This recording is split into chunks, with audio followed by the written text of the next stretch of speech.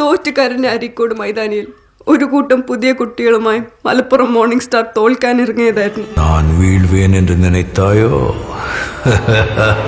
What's your name? Chandra.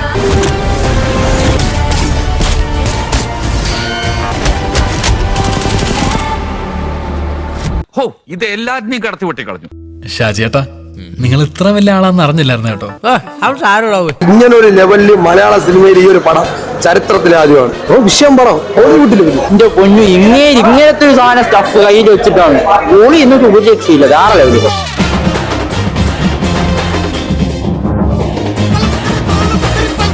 Truly an international stuff. Truly an international stuff from our Mollywood.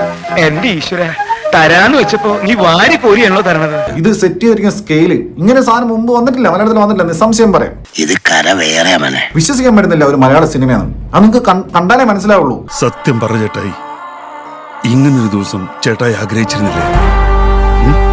ഇനിയിപ്പോ അമേരിക്കക്കാർക്ക് മാത്രമല്ലല്ലോ, നമുക്കും ഉണ്ടല്ലോ ഒരു super hero. This is how you make a freaking movie, man. ഇങ്ങനെ cinema എടുക്കാം. എന്റെ രീതികൾ വ്യത്യസ്തമാണ്, ചെലവ് കൂടിയതാണ്.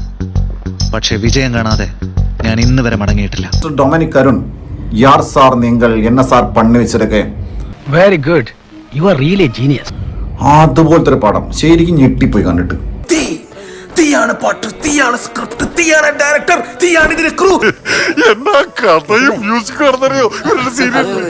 നാളെ പറ്റിയ നമുക്ക് ഒന്നുകൂടി കാണാൻ പറ്റി. ഒന്നല്ലടാ 9 പ്രാവശ്യം കാണണം. ഇതുവരെ ആരും ട്രൈ ചെയ്യാത്തൊരു സാധനം എന്നുള്ളൊരു എക്സൈറ്റ്മെന്റ് ഫാക്ടർ എന്റെ അതായിരുന്നു.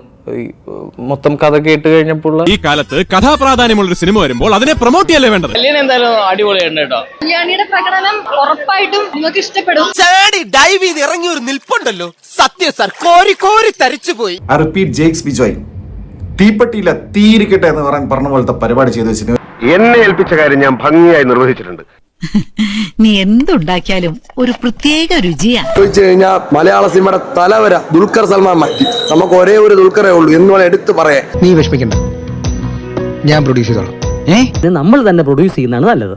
സാറ്റലൈറ്റ് ഓവർസീസ് എല്ലാം പോരും. സിനിമാറ്റോഗ്രഫി നിമിഷ് രവി, എന്റെ പൊന്നണ്ണ, നിങ്ങള് ഒരു സീൻ കോമ്പോസിഷനിൽ കൊടുത്തിരിക്കുന്ന ലൈറ്റിംഗ് ഒക്കെ മാൻ ഔട്ട് ഓഫ് ദ വേൾഡ്. ഇവനെ അറിയാവോ? ഇവൻ ഭയങ്കര ക്യാമറമാനാ. ഫേമസ് ആണോ? ഫേമസ് ആണോന്നോ? റിസ്കി ഷോട്ടുകളാ. മിസ് ചെയ്യരുത്, മസ്റ്റ് ആയിട്ടും കാണണം. ക്യാമിയോ എന്നൊക്കെ പറഞ്ഞു കഴിഞ്ഞാൽ ചിന്തിക്കാത്ത ലെവൽ ക്യാമിയോസ്. അത് നിങ്ങൾ പ്രതീക്ഷിക്കാത്ത ക്യാമിയോകളാണ്. കഥ ഇനി അവസാനിച്ചിട്ടില്ല. ഈ ക്ലൈമാക്സിന് ഒരു ടൈലന്റ് കൂടി ഉണ്ടായിരുന്നു. ഇതൊരു ചെറിയ തുടക്കം മാത്രം, അത്രേ ഉള്ളൂ. അപ്പൊ പദ്ധതികൾ വേറെയും ഉണ്ടോ?